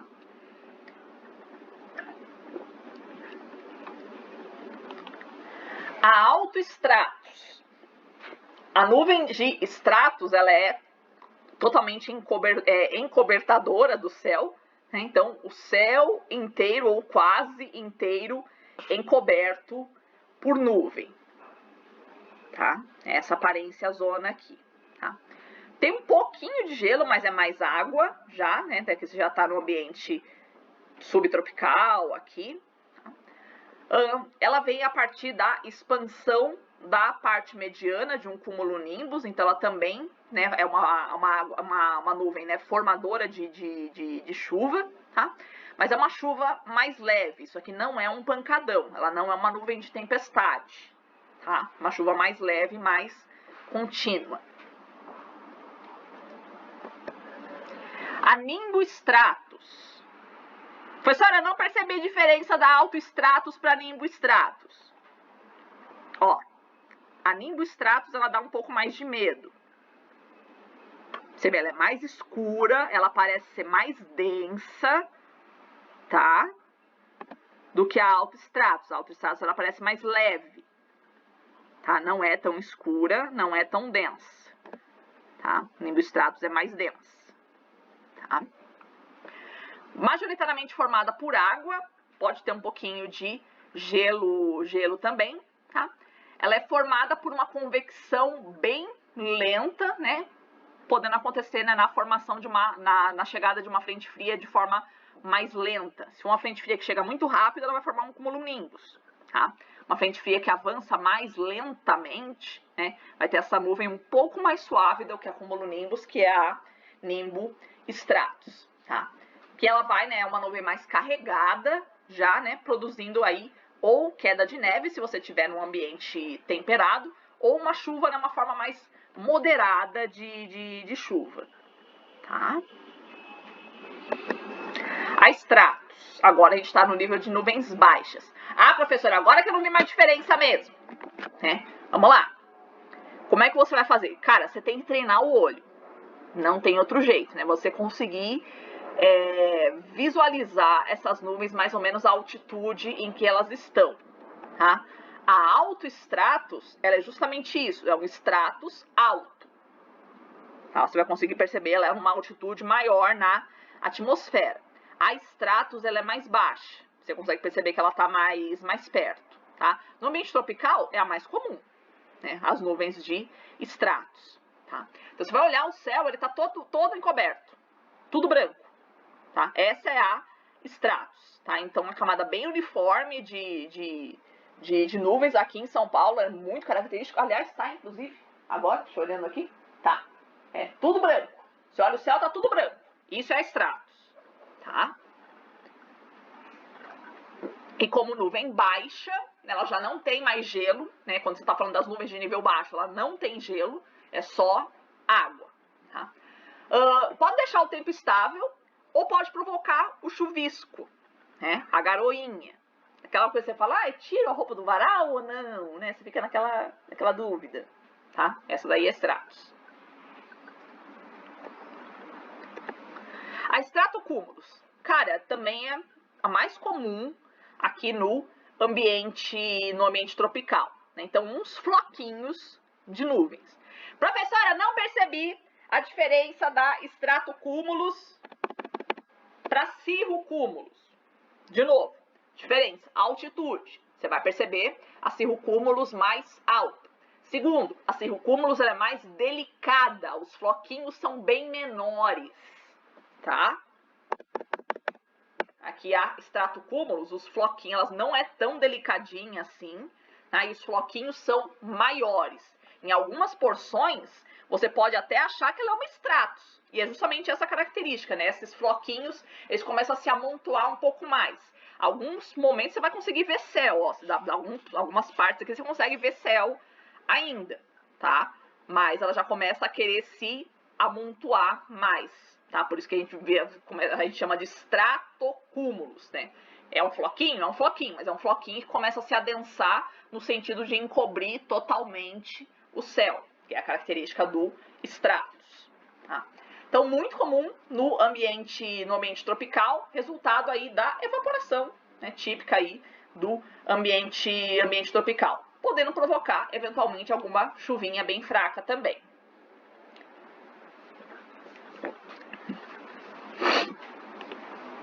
As cúmulos, sabe quando você pede para uma criança desenhar uma nuvem? É isso que ela vai desenhar, tá? As cúmulos. Então, o que é uma cúmulos? Qual é a diferença da cúmulos para estratocúmulos? Tamanho, tá? A cúmulos típica, ela é grandinha, assim, tá? A estratocúmulos, elas são pequenininhas, né? Os floquinhos são pequenininhos, tá? E a cúmulos, os floquinhos, eles ficam separados uns dos outros, tá? Então, floquinho não, flocão, né? Então, os flocões, né? Bem separados uns dos outros. Outra característica bem importante também dos cúmulos é que eles têm uma base reta. O floco vai se desenvolvendo para cima, mas o chão delas, a base delas, ela é reta, tá? Por quê? Porque ela marca o nível da atmosfera ali onde começou a ocorrer a condensação. Então, para baixo não tem água líquida, só tem água em vapor, né? Ela marca o nível ali da altitude da atmosfera naquele local em que começou a ocorrer a condensação, tá? É somente água, né? Como qualquer nuvem baixa, ela não tem mais um teor de gelo. E ela é formada a partir da evaporação aqui da superfície, ou seja, dos movimentos convectivos, né? Desse aquecimento que acontece durante o dia, né? Então, ela é bem típica de dias quentes, que começa, né? Acordou de manhã e tal, começa a evaporar, né? Vai ter esse movimento convectivo aí desse ar se aquecendo e levando essa água ali para cima. Então, quando eu tenho a formação da cúmulos, isso é tempo bom, ou seja, vai dar churrasco, né? Vai dar pra gente fazer o churrasco. Só que não demora muito não, tá? Não demora muito não pra começar o churrasco, tá? Por quê? Porque se você demorar muito, né? Eu tinha uma raiva quando eu ia pro Rio de Janeiro. Sério, uma vez a gente marcou o churrasco pra 11 horas da manhã, começou às 9 horas da noite.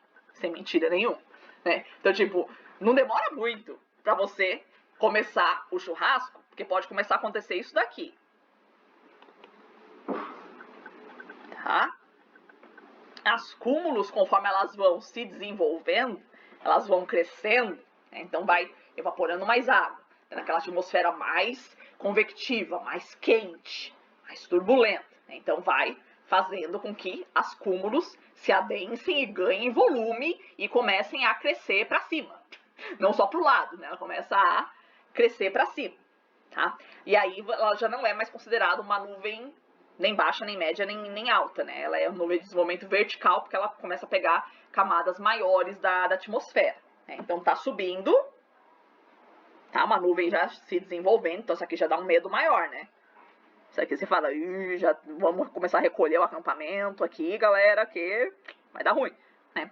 Então, uma atmosfera já bem instável, né? Já com bastante nessas correntes de convecção, jogando bastante água lá para cima, né? Perceba a base reta dela aqui bem nítida, né?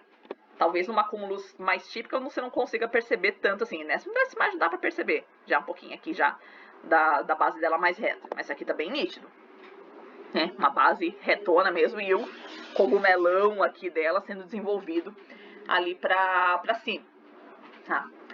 Se você não levantar ainda o acampamento, meu amor, você pode dar de cara com esse bicho aqui, que é a cumulonimbus, a chamada mãe de todas as nuvens, tá? É a nuvem de tempestade, tá? Essa daqui você corre, tá? Então, é uma nuvem de desenvolvimento vertical também, né? Então ela pode começar, cara, até 500 metros de altitude, você já consegue, né, ter a formação de uma cumulonimbus, né? Então ela começa num nível bem baixo, né?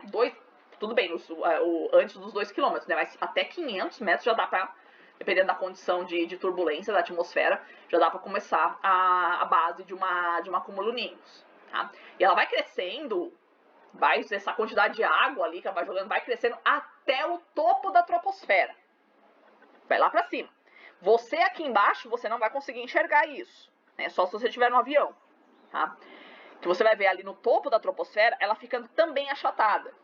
Então ela é achatada na parte de baixo, porque ela marca esse nível que começou a condensação aqui, que é o típico dos cúmulos, e ela é achatada lá na parte de cima, por quê? Porque ela chega ali naquele topo da troposfera, na hora que começa a estratosfera, lembra que a gente tem uma camada de inversão térmica ali, né, que ela começa a aumentar a temperatura conforme vai subindo, por conta da presença do ozônio, lembra disso? Então a troposfera ela é instável termicamente. A troposfera é estável, então ela segura a troposfera aqui embaixo. Então ela atinge ali o nível do BOP, né? Não vai subir ninguém. Tá? Atingiu ali o nível, né, do topo da troposfera, não vai subir ninguém. A partir daqui, né, ela vai ser barrada. Então por isso que ela fica reta ali em cima. Tá? Porque ela atingiu o nível da troposfera, aquele nível que começa a ter a inversão térmica na atmosfera, para onde, né, não se sobe mais, né, você não vai ter mais convecção, né, conseguindo subir ali, não tem mais movimento convectivo a partir daquele nível da atmosfera, tá? A bigorna que a gente estava falando, da cumulonimbus, é esse narizinho aqui, tá? Sempre, né, formado por quê? Pela direção do vento. Então significa que o vento está soprando aqui em direção à esquerda, no caso, da imagem, tá?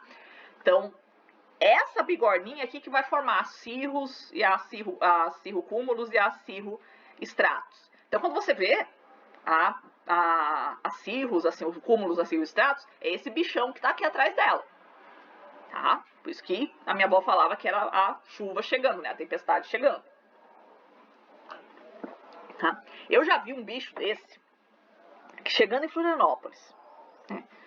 Pega o voo aqui de São Paulo em direção a Florianópolis, ela estava exatamente em cima da ilha. Exatamente. Tipo, o piloto fazendo contorno ali, já contornando, ele vem descendo, né, pelo litoral. Na hora que chega ali na ilha do Campeche, que ele faz a curva para poder chegar no aeroporto. Cara, ele chegando ali, fazendo contorno na ilha do Campeche, ele arremeteu. Senhor, por quê? Você não pode pousar avião quando você tem um bicho desse em cima do aeroporto. De jeito nenhum. De jeito nenhum, de jeito nenhum, de jeito nenhum. Tá? Por quê? Porque ela tem corrente. Primeiro que você não pode atravessar. A turbulência que tem dentro dela, cara, são turbulências de tornados. O tornado nada mais. Ele é formado aí dentro da cumulonimbus. Então tem vários tornados dentro de uma cumulonimbus. Né? Então, nem pensar em você atravessar, né, uma nuvem cumulonimbus. Né? Mas você não pode fazer passar por debaixo de uma nuvem cumulonimbus, porque ela pode fazer o que a gente chama de microexplosão, né? Ela pode simplesmente jogar, é tipo uma jogada, a gente vai ver isso. Ela é uma bomba mesmo, né, de ar que ela joga de uma vez pra superfície. Então ela pode derrubar o avião na hora que ele tá pousando, né? Acontece muito isso no oeste do estado, né? Às vezes do nada vocês vão falar, veio uma ventania do nada. Não essa ventania que a gente teve essa semana, tô falando de vento de verdade, né? Aqueles ventos que sai destelhando casa, assim, né? Mas que é muito rápido, é coisa tipo 10 minutos, assim, é aquela ventania vem de uma vez, vem do nada, né? Sai destelhando tudo muito rápido, né? Isso é tipicamente uma microexplosão, né? Cai, né, uma parcela de ar que é simplesmente jogada de uma cumulonimbus, né? Então se isso pega no avião, isso derruba o avião, então não pode passar. Então, cara, nós chegando ali, o cara fazendo contorno ali na ilha do Campeche, ele arremeteu, voltou para Curitiba, pra gente ficar esperando a boa vontade da cumulonimbus sair da frente do aeroporto. Né? Nisso foi mais de 4 horas, né, de atraso, assim, até a hora que ele era para ter chegado em Florianópolis, né, volta para Curitiba para depois voltar para Florianópolis, né, esperando a senhorita sair da frente. Não pode, em hipótese alguma. Né? Sempre você vai ter o desvio ali de voos, né, na hora que você tem uma nuvem dessa. Né? Então ela é extremamente turbulenta, né, extremamente violenta, é ela que produz, né, as grandes tempestades. Como é que você sabe que você está diante de uma cumulonimbus? Né? Quando você escuta o primeiro trovão. Essa é a convenção. Tá? Então a cumulonimbus ela é a única que produz relâmpagos e trovoadas, né, que são formados a partir, né, dessa extrema turbulência da atmosfera, e todo esse atrito que é produzido aí, né, as moléculas de água ali extremamente turbulentas, né, o baile funk rolando, ali dentro, né? Ela se atritando muito. É esse atrito que produz a eletricidade ali, né? As descargas elétricas dentro da nuvem, tá? Então ela é a única que produz descargas elétricas. Então a gente diz que o meteorologista vai classificar, né, como ocorrência de nuvens cumulonimbus quando ocorrer relâmpago, quando ocorrer trovão. Né? Se não ocorreu relâmpago, não ocorreu trovão, é outra coisa. É uma cumulus congestus ainda, não é declarado uma cumulonimbus. Né? Você só declara cumulonimbus, né, quando você efetivamente escutou o trovão. Né? Os tornados, né, as microexplosões são produzidas nos cumulonimbus, os tornados são produzidos através das cumulonimbus também, tá? E o granizo também é um outro fenômeno que só acontece nas cumulonimbus, tá? Por quê? O granizo, que é aquela precipitação sólida, ela acontece como? Né? A nuvem subiu demais. Precisa ser uma nuvem que tenha subido demais, né? Porque ela tenha atingido essa altitude tão alta na atmosfera que consiga fazer com que a água passe para o estado sólido. Então começa a congelar a água lá em cima, beleza. Por conta da turbulência que acontece dentro da nuvem, né? O baile funk ali rolando, né? Então tá lá toda hora, né? Vai pra cima, vai pra baixo, vai pra cima, vai pra baixo, vai pra cima, vai pra baixo, né? As pedrinhas de gelo ali rolando. Imagina a pedrinha, na hora que ela vai caindo, dentro da nuvem ainda, na hora que ela vai caindo, ela vai encontrando níveis em que ainda tem água em estado líquido, correto? Na hora que ela passa por essa região que está em estado líquido, ela agrupa água que vai colar ali na pedrinha de gelo. E aí vem uma corrente ascendente, uou, joga essa pedrinha de gelo lá para cima. Né? E aí essa água que estava ali junto da pedrinha de gelo vai congelar, fazendo a pedrinha de gelo ficar maior. Né? E isso rolando. Né? Toda hora, a pedrinha de gelo caindo, pegando mais água lá embaixo, e ela é jogada lá para cima para ficar maior. Vai rolando, vai ficando, aí a pedra de gelo ficando maior, né? Até quando? Até o momento em que eu tenho essas correntes de convecção, né, essa agitação dentro da nuvem. Só que essa energia uma hora acaba. Então, a hora que acabar essa energia e que a gravidade for maior do que as correntes de convecção ali dentro da nuvem, é a hora que vai cair. Tá? Então, a gente vai ter, né, via de regra, grosso modo aqui, uma granizada tanto mais forte quanto maior a quantidade de energia que tinha essa nuvem. Tá? Então, bem típico em dias muito quentes, né, que evaporou muita água mesmo, né, que eu tive muita energia para fazer uma nuvem muito grande e que subiu demais. Né? É bem típico a gente ter granizadas em dias muito quentes. Ou, né, uma outra situação que eu tenho também para formação de cumulonimbus é a chegada de uma frente fria. Tá? Então, quando ela vem, né, de forma bem violenta, né, uma frente fria que avança muito rapidamente, mesma coisa, ela vai empurrando todo o ar quente para cima de forma muito rápida. A gente vai ver isso quando a gente for falar de formação de frentes, né, de massas de ar e de frentes. Né? Mas, grosso modo, mesma coisa, uma subida muito rápida do ar, né, quando eu tenho uma frente fria muito forte, né, e muito veloz chegando. Né? Então, esse ar sobe muito rapidamente, né, uma quantidade de ar muito grande, subindo muito rapidamente, que eu também tenho a formação de uma cumulonimbus, que eu também posso ter granizada nessa situação, tá? Fechou, crianças? Esses eram os tipos de nuvens que a gente tinha para ver hoje. A ideia é que vocês, né, de novo, como tudo na geografia, não adianta a gente ficar só assistindo a aula. Você tem que sair para o mundo agora e começar a treinar o seu olhar para fazer a classificação de nuvens. A ideia é que agora, a partir de agora, né, com essa base que você adquiriu, você vai começar a observar o mundo com maior grau de detalhe e começar a tentar classificar as nuvens e tentar entender quais são os processos atmosféricos que estão ocorrendo ali para a formação dela. Fechou, crianças? Encerramos a nossa aulinha hoje, então. Fechou? Muito obrigada pela presença, crianças. Vamos curtir o restinho de feriado, que nós temos ainda bastante coisa pela frente. Certo? Semana que vem a gente continua ainda falando sobre a umidade.